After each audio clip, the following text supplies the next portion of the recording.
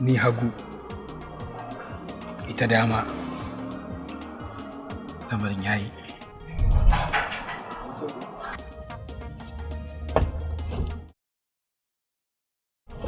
Wai bacci kika fara ne?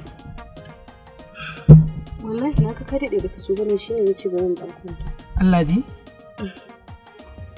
Kinga, daman lemo na samu mana. Kin san na san kina son jan lemo.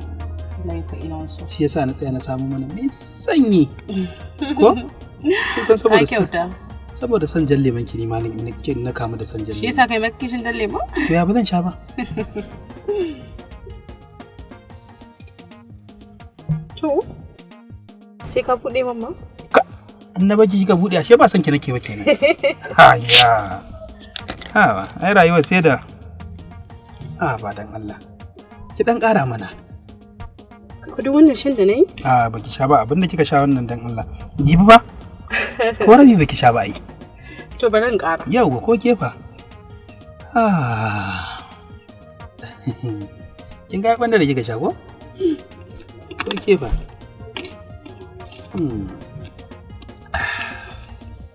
Menene?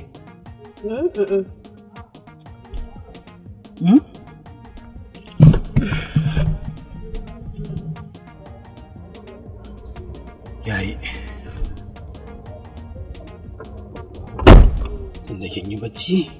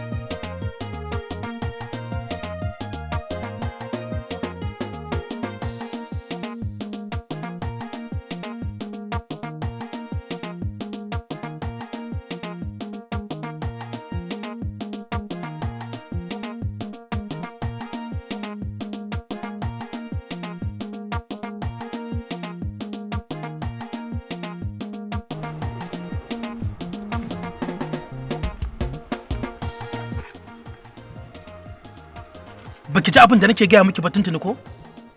Na san abin da ya kaki. Na gaya miki ki cire ne daga cikin rayuwarki kwata-kwata. Ba kaunar ki nake yi ba.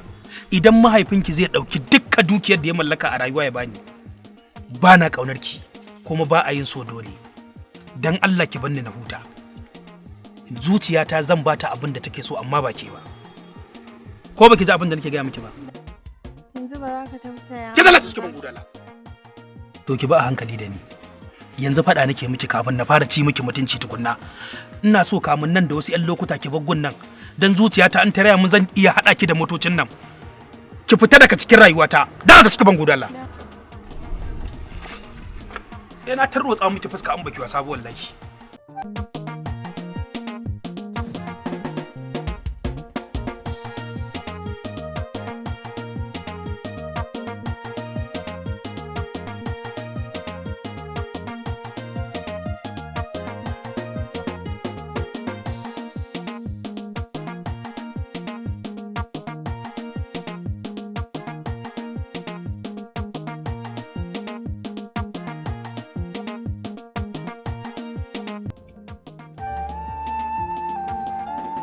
Na ji naci.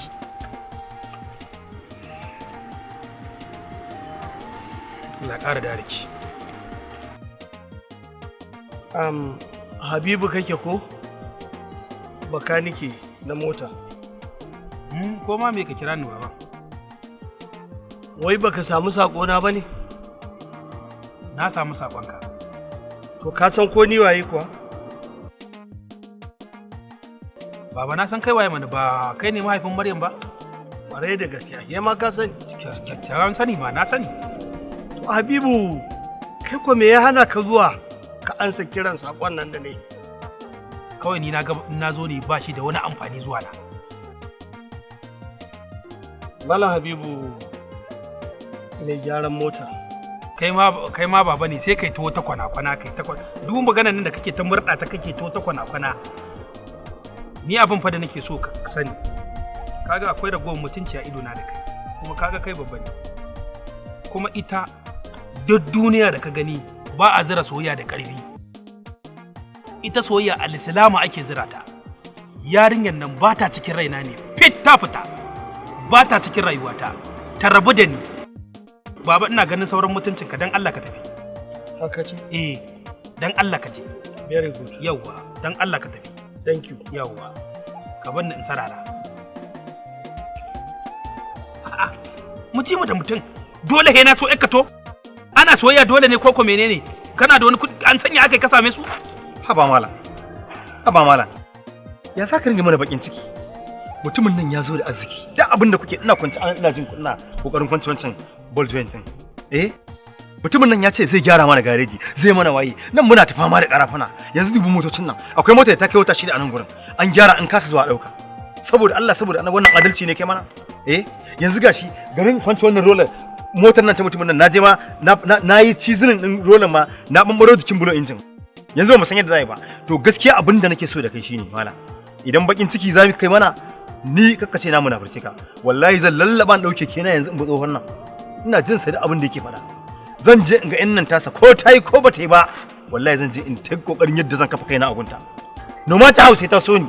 Rabu da wannan talauci baka da fama da wannan karafuna. Yawa kan ma ka ji da wai. Kai ka san me matsalar ka? Gaba ɗaya wani ridididi da kake min duk kaina wallahi ciwo yake. To ai bakin ciki ne ga za ka yi mana ne shi yasa. Kaga da Allah ina zuwa. Na farko soyayya dai ba a yi dole ka sani ko? Ka ce ina jin ka. Kuma ba a soyayya da kuɗi ko? Wallahi ana yi. Ai da me? Ana yi. Duk mutumin da kaga ya ma soyayya da kuɗi to kuɗin yake so ba soyayya yake so ba. Ni kuma zuciyata abin da take so nake bata. Tunda kai baka ramin kanka dai kai na wani. Ka je ka yi. Ka bar ni a gyaran mota in mutu a nan. To gaskiya na fahimci. Za ka mutu da tsiyarka wallahi. Je ka. Za ka mutu da tsiyarka. Ni kuma wannan yanzu zan je bari in gaya ma. Kai amma fasa gyara. Wallahi yanzu zan je dauke. Je ka. In tafi. Je ka. Yawwa. Je ka. Haka za ka kare fa amma wallahi haka za ka kare. Je ka. Ko an zo an firgita ku kana ganin mutum ya sa gilas da wai ka ganshi wani kato ka dauka na abin kirki ne.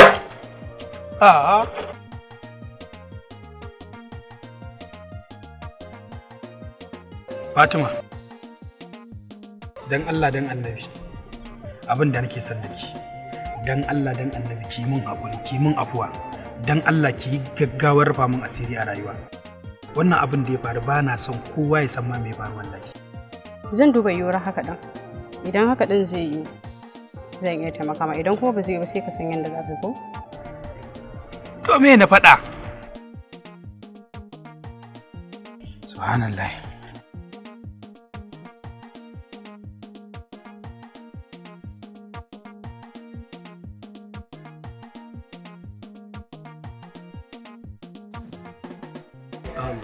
Kina ji na? Ina jin ka. Ni a duniya gabaki daya ba abin da nake so babu kuma abin da nake farin ciki in samu irin daga kwanciyar hankalin yata, domin ita ce kwanciyar hankali na. Duk abin da na mallaka a rayuwata ba su kai darajar wannan yarinyar ba. Gashi duk abin da ka tara gashi zai tafi akan biyan bukatar yakka. Haka kika ce? Haka na ce, Alhaji Bubar, saboda na sha gaya maka ya mace tana da daraja. Babu abin da ya fi ɗaga min hankali yanda Alhaji Buba gaba ɗaya ta tare kuɗin da na mallaka ya tafi da su. Mahaifina ya zo ya kwanta rashin lafiya ya rasu.